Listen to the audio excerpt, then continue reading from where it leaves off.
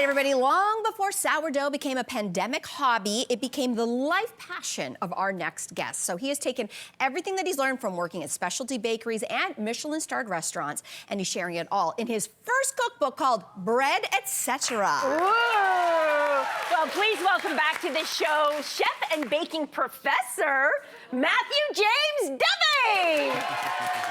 Thanks so much for having me back. Professor. Yeah, thank you so much for having me back. We're very thrilled because you brought a lot of bread. Brought a couple, and yeah. also we enjoy you a great deal. Of course, yeah. Hey, listen, Matthew, I feel like bread can be very intimidating to make for a lot of home bakers, but you call this accessible. How so?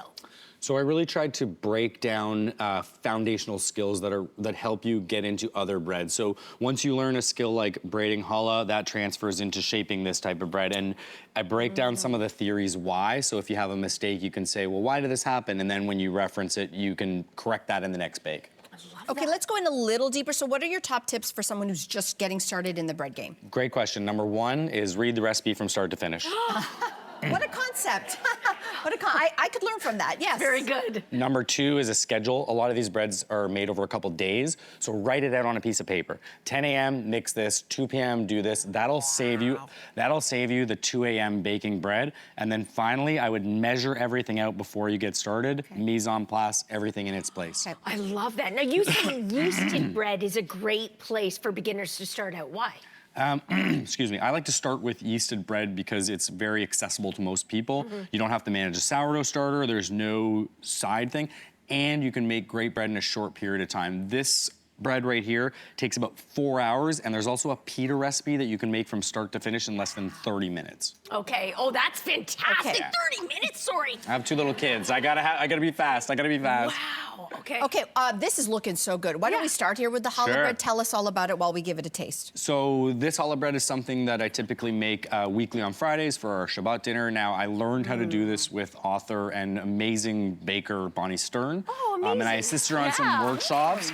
And I just kind of learned the technique from her, and I think it's just a great bread. It tastes good, it's versatile. Love it. It's so good, it's so good. My mouth is full, so I'm gonna be a little bit rude. But you are known as the sourdough king, and you have a recipe that you claim is easy. So what do we know about making beginner sourdough? We're going from yeast easy to sourdough maybe easy. I think the biggest thing to remember is all of these breads are a lot of little steps to get to a final product. So we break down each step, explain the why, and that gets you the final product. And that's what makes it easy, is when you know, oh, I'm mixing this because of this, versus following something blindly and you're on this 2-day journey and you don't really know where you're going. Okay. So you kind of work backwards through it, if that helps. Okay, that does help a lot. My into sourdough is when Taylor Swift talked about it on the New Heights podcast. And she said on the podcast it's become her obsession to make sourdough, but she said she throws in all kinds of mix-ins, like sprinkles. So I just want to ask the professional, what is okay for mixing in and what does not work as a mix-in? I have a 4- and 7-year-old, both girls, so I heard all about that. and they're begging me for sprinkle bread. What I would say as a general rule is you don't want to use anything that's really wet, like let's say a strawberry that's going to let out liquid. Any kind of nuts, seed. You could use cheese, peppers. If it is really moist ingredient, you might want to dry it out in a dehydrator or roast it a little bit. But really, it's a ratio. So once you have the ratio and the dough down, you can put just about anything in the bread. Oh, and the one you put in for us in this sourdough, you put in cheddar and jalapeno. Oh, come on. Can you tell us about it? I actually snuck in a bit of smoked cheese in there too, because this is a special show and I wanted to do something nice for you. Yeah. Jalapenos, end of summer, perfect time for it, and cheddar, number one bread in our micro bakery. People love it. One of the most popular breads I've ever made. You tell me what you think, though. This is amazing. So good. This is all you need. It's all you need. Thank you. So this recipe is in this book. It is, yeah. Yes. Yeah. That is fantastic. Now, this is really exciting because you've made us chocolate focaccia, which I have certainly never had. And this is another one that you say is an entry-level bread, even though it uses a sourdough starter. So explain that for us. Chocolate, well, the chocolate part's step 2, but the focaccia in general, it's baked in a pan.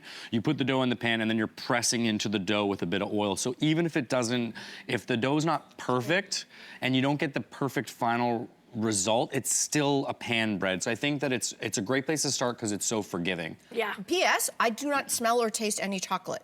Okay. Is that right? So it's made with cocoa paste, cocoa powder, and water. Okay. And this actually came from a dish in Barcelona where kids after school eat chocolate, olive oil, and salt. And that's the inspiration behind this. Sometimes I'll put chocolate on top of the dough for my kids, the chips and stuff like that. You get it at the end there. And you get the bitterness. Yeah. Oh, I got that at the end. At the end. Yeah, right It's, there. At the end back here. Yeah. It's a Got it, okay. Catalan specialty. Ooh, I Yeah. love Love that. Okay, another one, I feel like this one, when you talk about accessible, so pizza dough, we know, is a great one. And so homemade pizza, what other, types of, what's the question? What makes it more accessible, maybe, than maybe other types of bread, if we go with the pizza? I mean, at the bottom line, when you put cheese, sauce, vegetable on anything, it's good. That's what makes it accessible. Yeah. Even bad pizza's good pizza, right? So you can make a few mistakes on the dough. You can kind of can bubble up differently. But once you top it and knead it, I think you have a lot of ways to hide. Yeah. It does start with the dough, and the foundational dough is what really makes it good. But it's a great place to start out when you're just learning. And you didn't bring any old pizza. You brought us pizza with potato on it. Huh? Now I'm a fake Italian, someone who likes to pretend they're Italian. All right. So I love potato on my pizza. And gorgonzola. And gorgonzola, it's such a great pairing. What have you done here, though? Tell us about this. This one has potato, gorgonzola, a little bit of mozzarella on the bottom. Yeah. And then I snuck in a little bit of shaved onions in there because, again, this is a special show, so I wanted to do something And you're a extra classy nice. guy. Yeah. And onions are classy. Thank you. It kind of started actually as a way, to be fully honest though, it started as a way to use leftover potatoes. So I've shaved them for this, but at home you can use whatever's in your fridge, leftover roast potatoes, anything like that. Wow, This love might be it. my favorite. This is so good. So Matthew, good, so good. You're you. an extraordinary Thank you. bread maker, and now you're a bread author. Wow.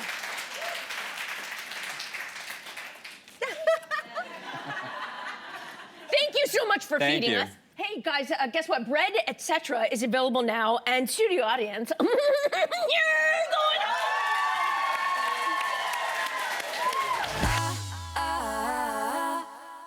Our next guest is a seasoned outdoorsman, best-selling author, and the co-owner of Toronto's Antler Restaurant. And his new book, Hunter Chef in the Wild, is a perfect read for anyone who wants to get outside, cook over fire, and eat wild food. Yes, please. Please welcome to the show, Chef Michael Hunter. Good to have you here. Thank you. Yes. Welcome. Okay, first of all, congratulations on the brand new book. It's absolutely gorgeous. It features over 80 recipes fit for a campfire, which we love. So what about, tell us a little bit more about what readers can find in your newest cookbook. So everything from, hunted meat, wild fish, wild plants, mushrooms, but also lots of farmed vegetables and fruits. Love Yeah, that. and this cookbook is not just about cooking. This is also about your passion for the outdoors. So talk to us about that. So I'm a hunter and sort of forager at heart. I grew up on a farm, and it's just, it's all about my travels across Canada and the United States. We love that. Okay, well, here's the part we really love. You brought food. Yes.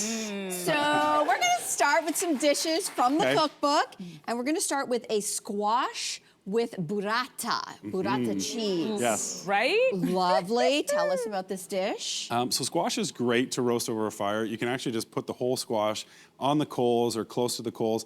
That hard outer skin on the squash really protects it, but the inside gets caramelized. And then we've got some squash ribbons, which we've pickled with the, the creamy, rich burrata is such a great pairing. Ooh, that's This nice. tastes so good that I honestly didn't hear a word you said. It's so good. All right, Just so enjoy. I was like, it's so delicious. So in this book that you say there's nothing matches the taste of or experience of cooking over a live fire.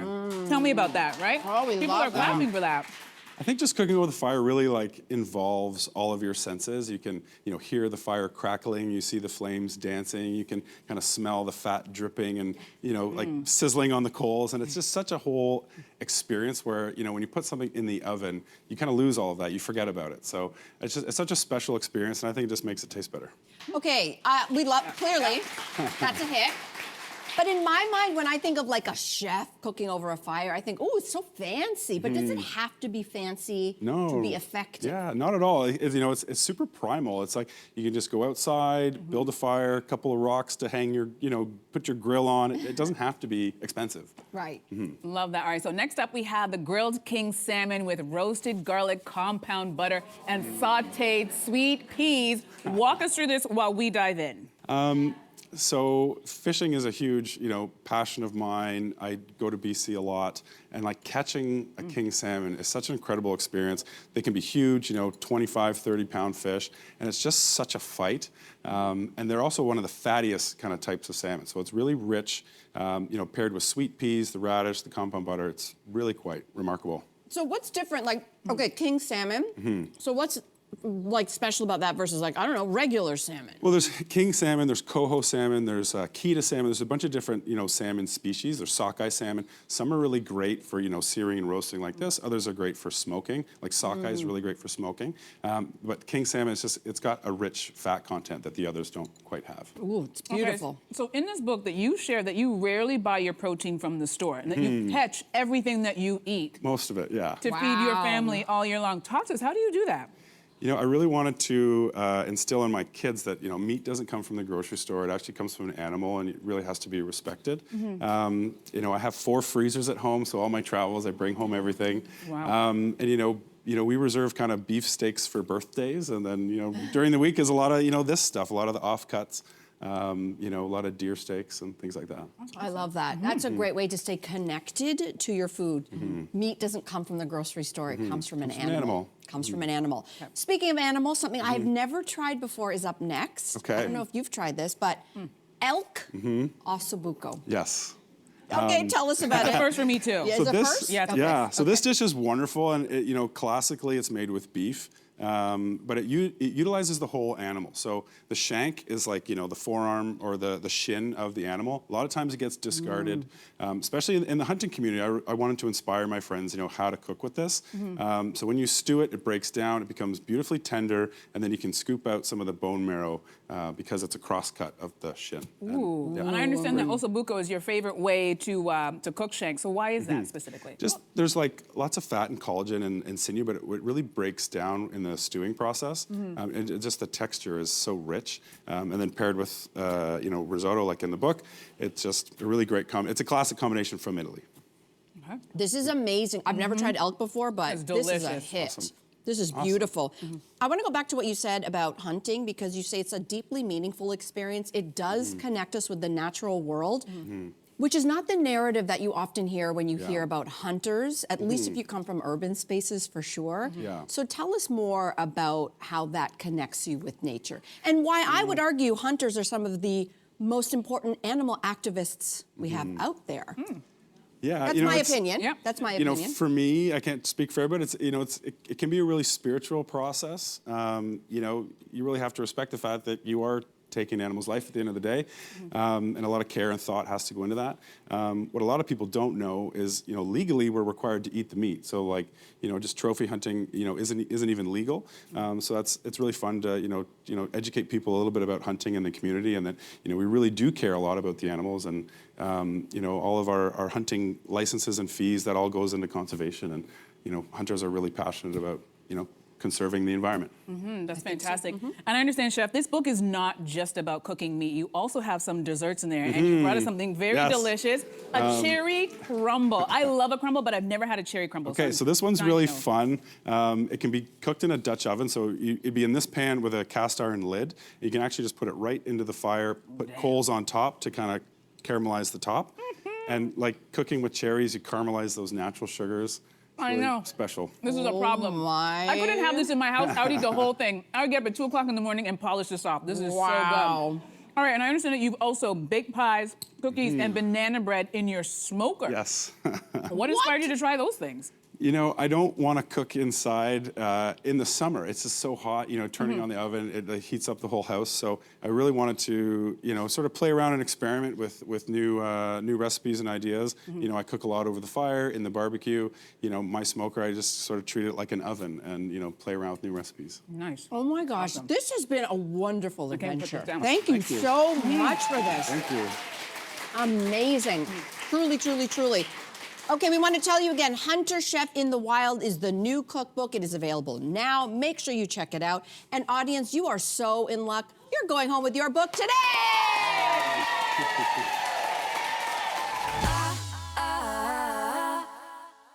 When you think of Indian cuisine, you probably picture satiating curries, fragrant spices, and hours spent in the kitchen. But our next guest says it doesn't have to be complicated. In her brand new cookbook, she is simplifying traditional recipes for today's busy cooks without compromising on any taste. Please welcome the author of Indian Food is Easy, Vijaya Selvaraju.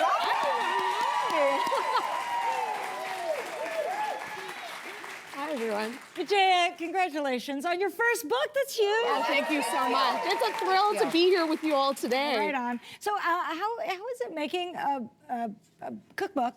How is it making Indian cuisine more approachable for home cooks? So the thing is Indian food can be intimidating. So many of us take out Indian food, which is great. Continue doing that from time to time. But it's also delicious to make at home. So just as easily as you can make pasta on a weeknight, you can make a great chickpea curry or a butter chicken or a biryani. It's accessible and easy. Yeah, okay, I heard you say butter chicken. Yes. And we're gonna start that with your first recipe. You call this, I think it's gone viral. You call this the best butter chicken because we know it's a crowd pleaser. Who doesn't love it? So what makes your version so good? So my version is very, very simple. Okay. And the reason why it's simple is there are no onions, ginger, or garlic, or spices that you have to saute. It's a matter of pouring a little bit of passata into a pan with a block of butter, some spices, sugar, and salt. Cook it down, add your chicken and cream to it. So it ends up having the same authenticity and traditional flavor, but in a fraction of the time. Is it good? No, really good. So good. This is my son's favorite. Is it? He just loves it. Oh my God. What spices did you use in this particular dish? So in this dish, we've used garam masala, which is that traditional North Indian spice blend that's used in so many dishes, as well as kasuri methi. So kasuri methi might seem or sound very foreign, but something that's great about this book is I have something called the Spice Library, where I talk through every single spice in the book. There's a visual representation, so you know exactly what to look for when you go to the store. Thank you. Thanks. Okay. I'm going to ask you another question so I Yes. can get back to eating. Sure. But you use ghee in the butter chicken, but then in the sauce you use butter. Yes. So tell me what the difference and when to use each one. Sure. So ghee is clarified butter. So it's butter where all the milk solids have been removed. Yep. So it has a higher smoke point. So it's great for browning meat.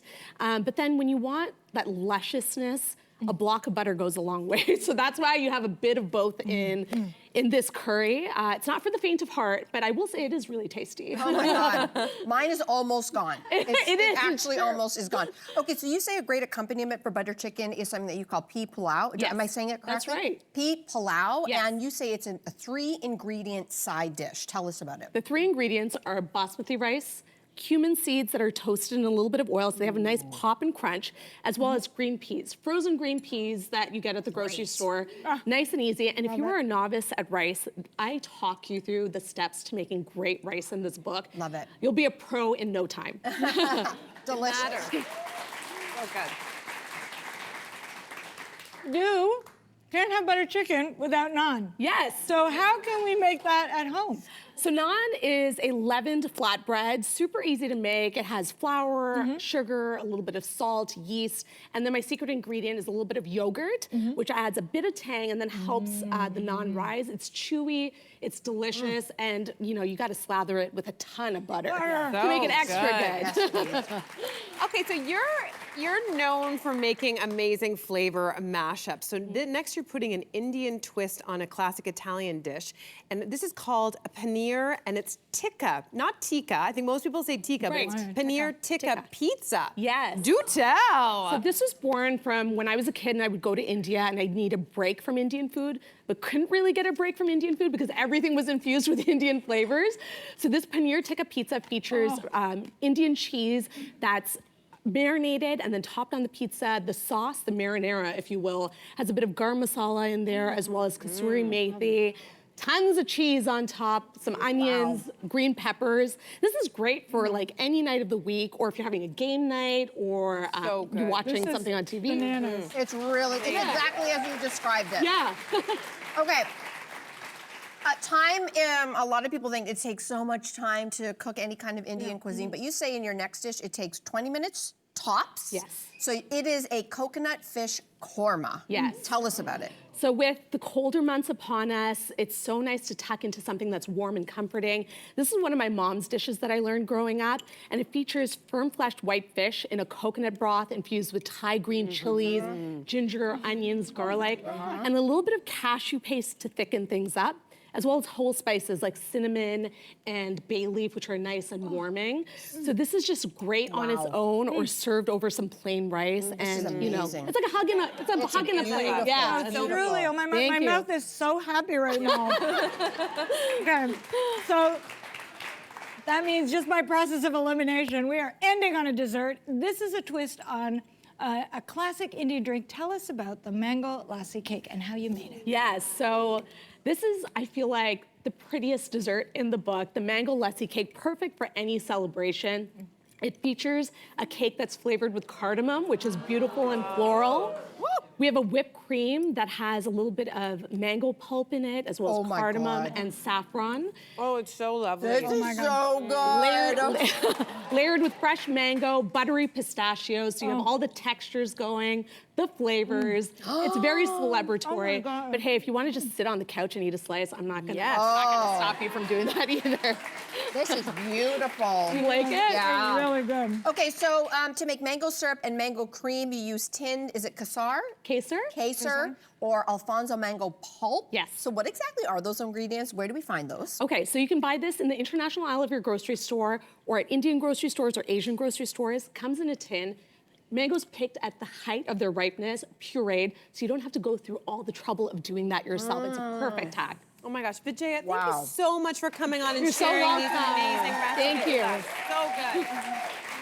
Wow. Okay, Indian food is easy is available now in studio audience. Guess what? It's your lucky day because you're all going home with your very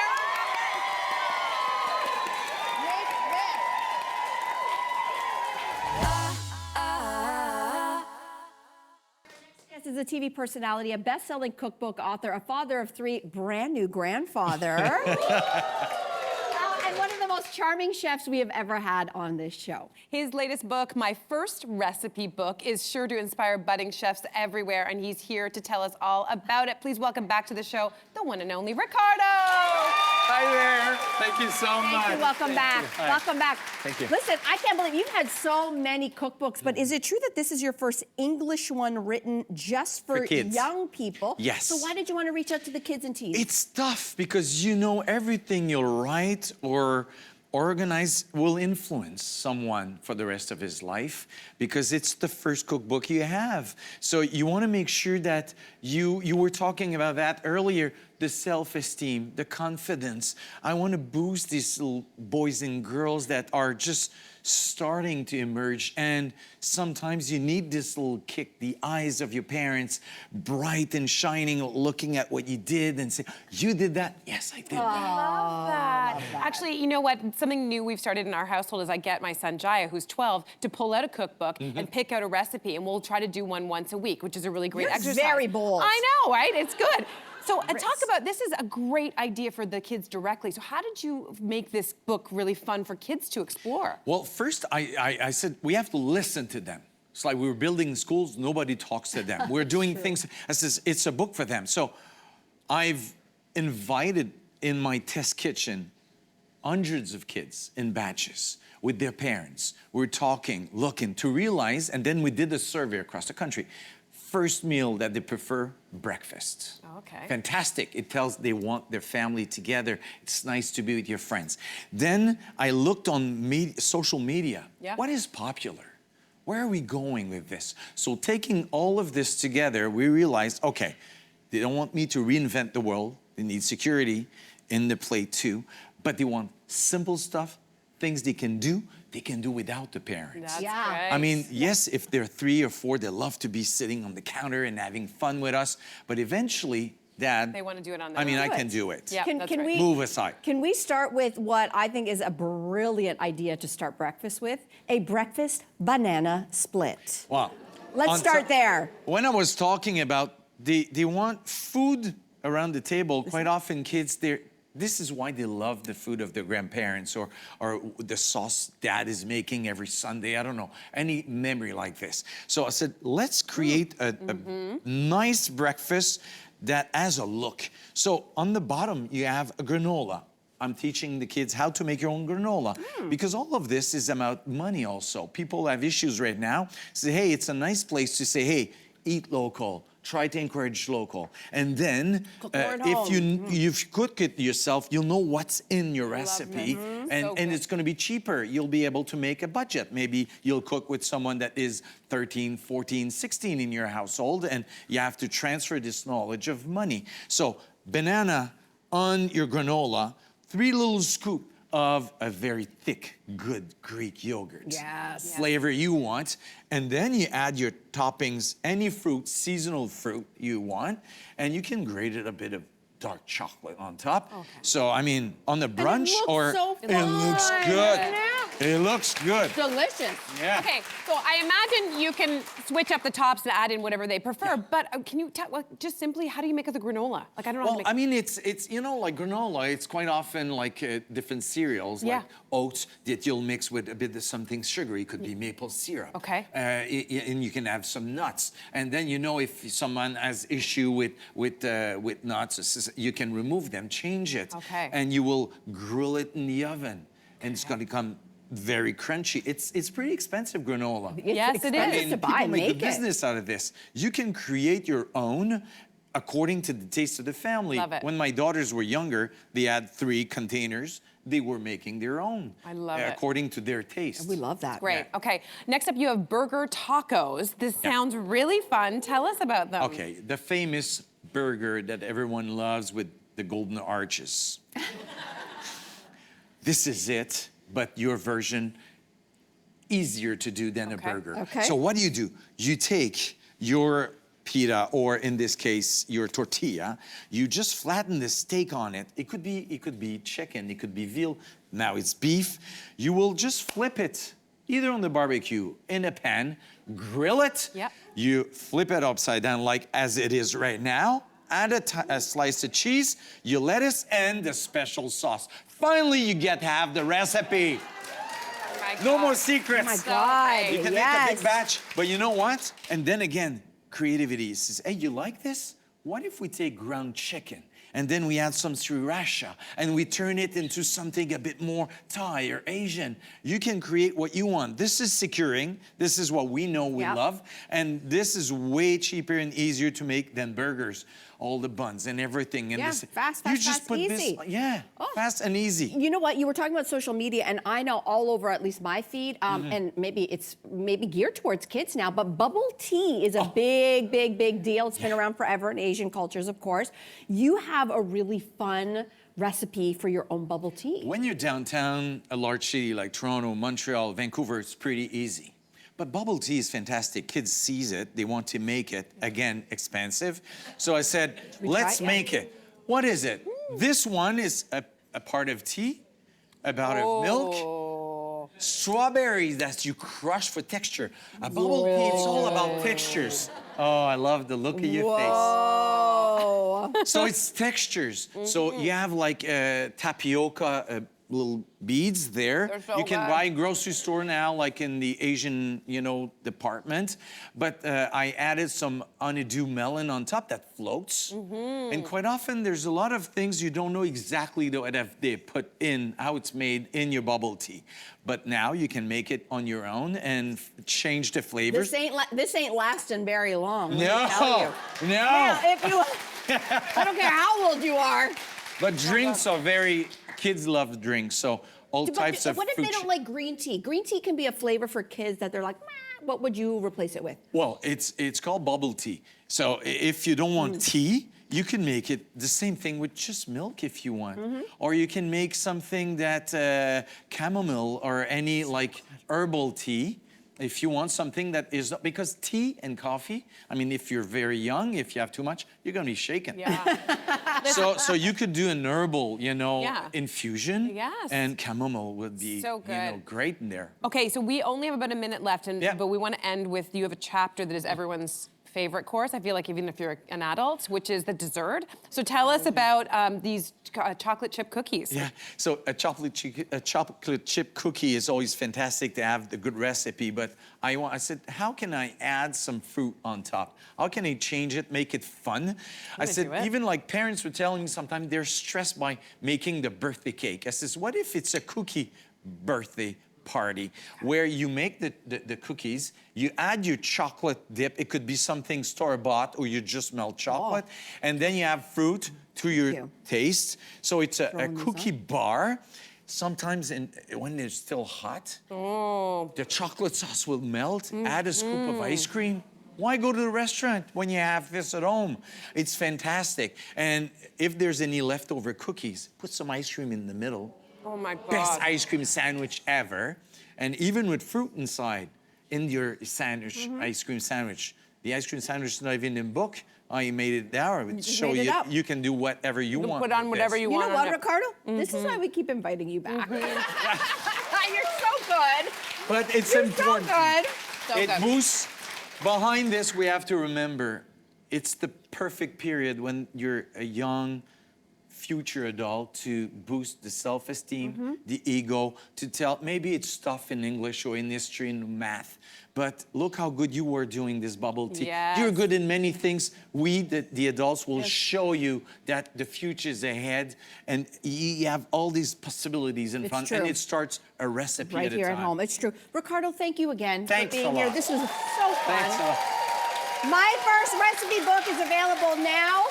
And studio audience, some good news. You're going home with the recipe book today. Yes. Our next guest is a household name in Vancouver, whose restaurants are often frequented by stars such as Hilary Swank and Michael Bublé in the search of only the best Indian cuisine. And today he's here to show us recipes from his beautiful new cookbook, My New Indian Kitchen. Please welcome back to the show, Chef Vikram Vij. Good to have you back, my friend. Vikram, we are so delighted to see you, and you've written multiple cookbooks. So what makes this one new? Well, you know, I love creating new things. And so when Jennifer and I were traveling around India into different parts of the world, recipes that came to our mind, we said we should put this in a cookbook. And so the idea of the cookbook is to honor our heritage and also honor the farmers and the local producers of different regions, and hence this cookbook called, and I've gone back to the kitchen. So my domain is mine now. Nice.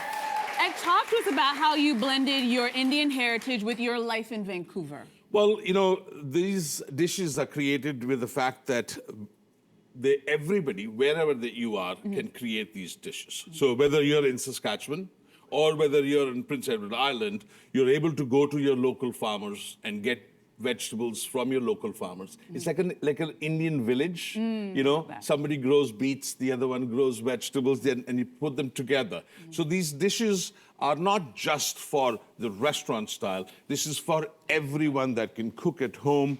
All you need is a little bit of love. I love that. We love that, right?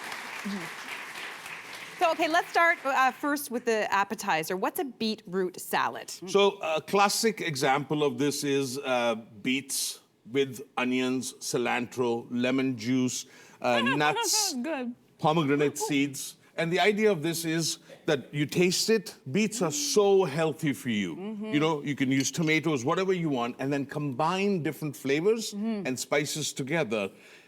And that's what it is. It's like a palate arouser. It is a palate arouser. Because I love beets, but you made beets even better. This is incredible. So for anyone who doesn't know, what is garam masala? So garam masala means hot spices. Any spice that produces heat naturally. Obviously, countries that are near the equator eat spicy foods. So cumin, cloves, cinnamon, nutmeg. I mean, these are all the spices. You know, growing up, garam masala was every household made their own style of garam masala. It's like making a sandwich.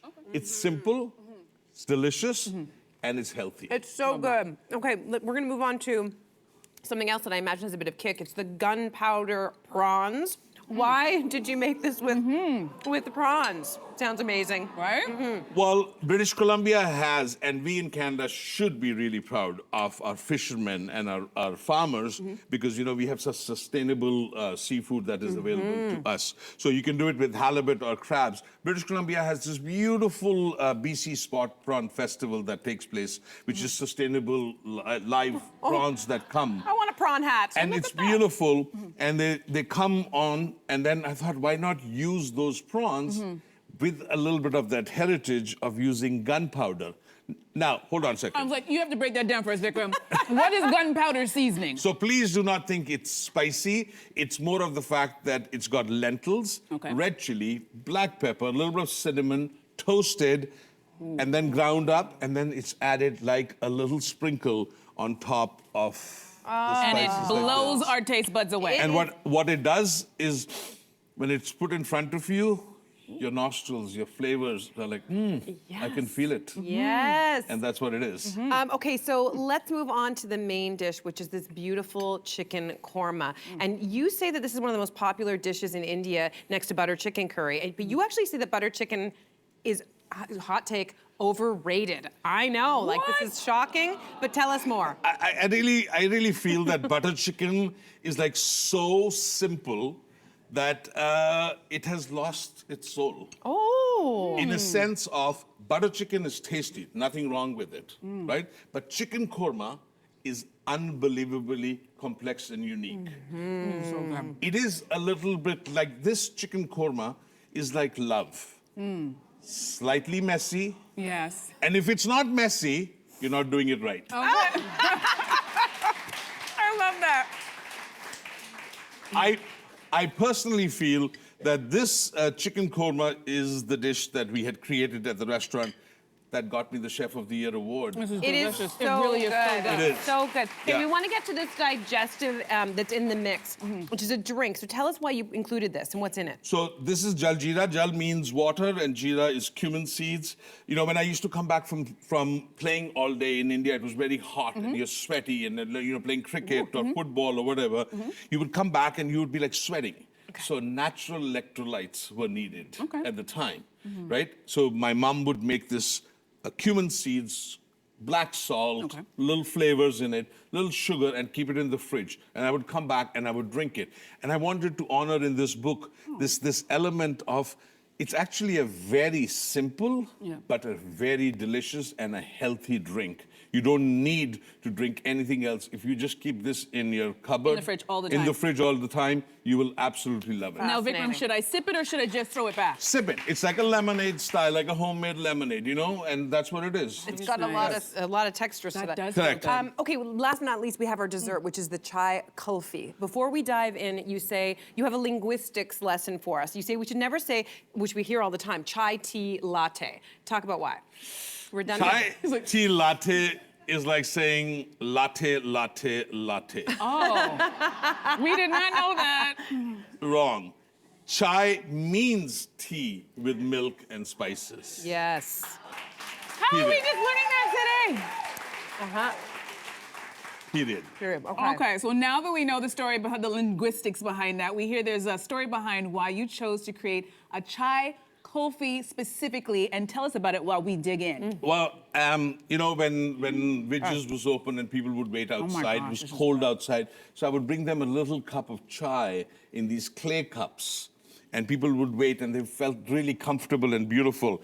And because my journey in India, when I was on a train in India, these young kids would come up and, you know, sell you little chai cups.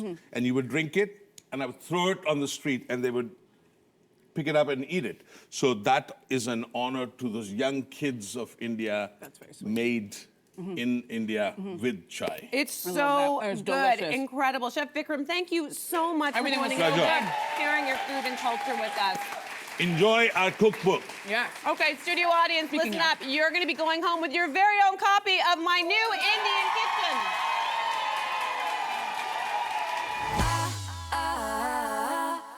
Our our next guest needs no introduction. She's an Emmy Award-winning TV host, best-selling cookbook author, James Beard Award winner, and the heart behind many incredible restaurants. Yes, today is our lucky day because she is here with recipes and tips from her latest cookbook, Lydia's The Art of Pasta. Please welcome back to the show, Lydia Bastianich! Thank you. So good to have you here. You are the queen of Italian cooking, so we want to start off with something very simple, and I want you to finish this debate or give us the answer to this one. Now, when we're cooking pasta, some people put the salt in the water right away when the water is cold, and others wait till the waters come to a boil to put in the salt. Which way is the right way, Lydia? When you're ready to put the pasta, just before the water is boiling. Yeah, because, you know, as the water boils, it evaporates, the concentration of salt differs, and it chemically changes also. So let the water boil. And then put the salt Throw in. the salt and then the pasta. Okay, now we know. Okay, all right. All right. We sorted that out. Settled. Okay, everybody write that down. What do you say to people who throw their water out and they drain the pasta? Oof. What do you say to people who just let that water go down the drain? Well, no, don't do that. Save some. Because when you're, let's say, what I recommend is you cook your pasta, you have your sauce. You take a little bit of the sauce in a pan, not all of it because I don't like smothered pasta. Okay. Okay. So you put the pasta, the best thing is really to fish it right out of the water, not even drain it. Because right there, you put it right into your sauce and you finish cooking. Cooking it always a little bit al dente. Yes. So you finish cooking in the sauce. Okay. And then, you know, sometimes somebody's late for whatever, for the table or whatever, you have to wait a little more, it dries out. Instead of running for more sauce or butter or oil, a little bit of the pasta water, just to kind of loosens everything up and it makes it Nice. These are gems. Okay. So we have some delicious food here. We're going to start off with a classic, spaghetti and meatballs. Sure. Now, most people, I understand, deep fry their meatballs, but you don't do it that way. How do you cook your meatballs? You know, that's a preference, but it's maybe a little bit healthier. Okay. But there's different ways. Some people just roll their meatballs and throw it right in the sauce, and that's okay too. Yeah. And some people fry it. And some people dive right in, but okay. Mel's already eating. Go ahead. I'll talk. They said we could. Yeah. Some people fry them. And some people even roll them in flour and fry them. And that adds, you know, a little flavor. It sort of seals it. The idea is so the meatball doesn't fall apart. Okay. But also the flour that you flour releases in the sauce and it kind of makes the sauce a little creamier. Okay. I like it in the oven because I get the effect of the crunchiness on the outside. It seals the meatball. And it's not fried in a sense. A little bit healthier. Yeah. And little then bit healthier. And then you throw it in the sauce and let it finish Can we cooking. talk about the sauce? Sure. What is Lydia Bastianich's tip for the best sauce? Well, sauce, you know, there's all different kind of sauce, but let's go to marinara. It's the simplest sauce. It has 3 ingredients. Well, oil, good olive oil, number 1. Garlic, sliced lot of garlic, and the tomatoes. The tomatoes, I like the plum tomatoes. You know, the long one, kind of the sexy tomatoes. Sexy. The sexy one. Well, you had that guy on before. The sexy, we're talking about good-looking guys. Yes. Oh, Chef I- Gino. Oh. I talk about good-looking tomatoes. Okay. I'm with that. A sexy tomato. Who doesn't want a sexy tomato? There you go. But it's good, you know, the San Marzano tomatoes, and they're kind of plump and all that. And they're good. I'll tell you even why they're the best. Okay, tell because me. they have a thin skin, Okay. a lot of pulp, not too much juice. Okay.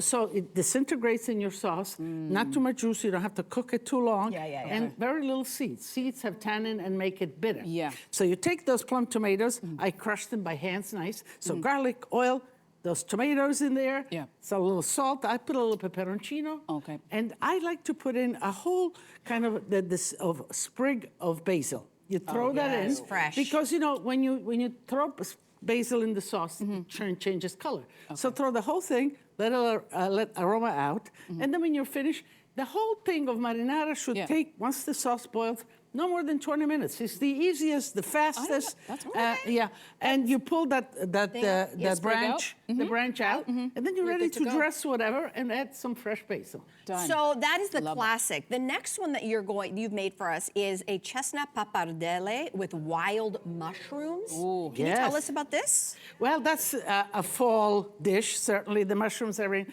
you know, the use of different, so this book, Sorry. It's really good. I'm sorry. You're listening. I'm listening, Lydia. Go ahead. Sound effects are good. Yeah.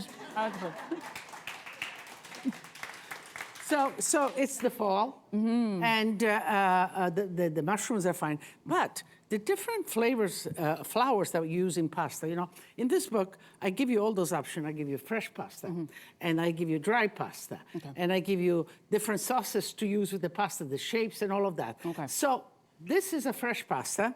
The spaghetti is a dry pasta. Okay. The fresh pasta is made with chestnut flour. Now, people didn't always have enough of anything to eat, so whatever they could make into flour, chestnuts, chechi beans, all of rice, everything, that's all good to make flours. Okay. So chestnuts give it a really delicious. Did you hear me? It's very delicious.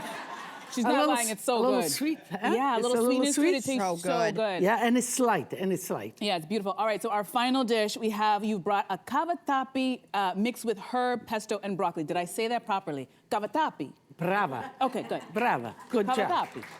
So good. We're going to Okay. try it while you talk about it, if that's So okay. cavatappi means screwdriver.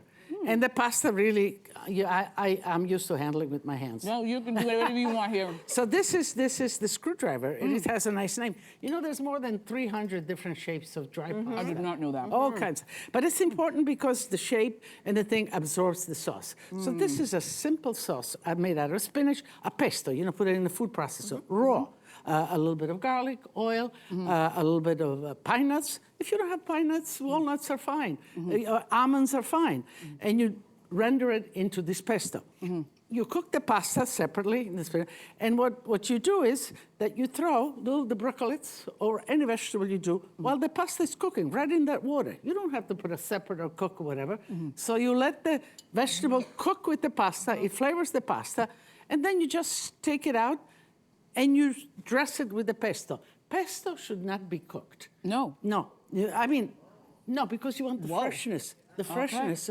And when you cook it, it changes color. And all of that. So you want to have your bowl nice, warm. You pick up the pasta, put it right in there. A little bit of water is fine. Actually, you can use a little bit of water to loosen it up. Put the pesto in, toss it, and cheese, and voila. And that's it. That's All right. it. Good to know. And Lydia, you've been giving us so many good nuggets, but I understand you have a tip for getting all the sauce when you're packing up for the leftovers. We need to know this one, Lydia. How do we get all the sauce? I always do. Whether you're pulling the tomatoes out of a can or in a pot, you're cooking a sauce, you add a little bit of the water. It could be pasta water. It could be a regular water. Water is... Just get everything. Wash it a little. I was thinking more a piece of bread Swish to it. get the corners, That's how I get the rest of my sauce. That's a good tip. Right? That's a good tip. Well, Lydia, this is why we love having you here, because the food is phenomenal Thank every you. time. Thank you. so much. Thank you. Okay, it is called Lydia's The Art of Pasta. It is available now, but our studio audience is very, very lucky today. You're going home with your copy today.